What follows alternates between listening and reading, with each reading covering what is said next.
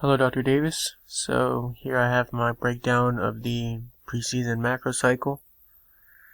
So the points I have here include the focus of the workouts will shift from a maintenance load to a strength and power load. So what that entails is instead of just basically increasing the loads and decreasing the reps, so reaching that 1 rep max and then decreasing the amount of times you do that exercise will start to take place in the preseason.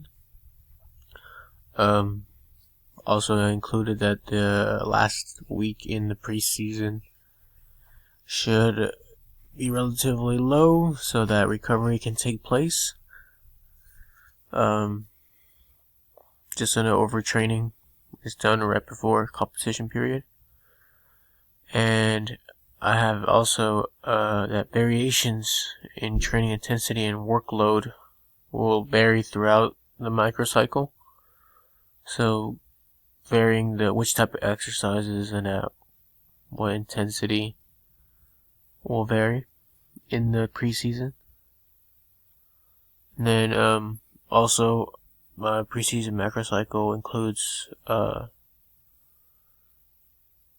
time for recovery before competition and making sure that strength and power games were made throughout the preseason.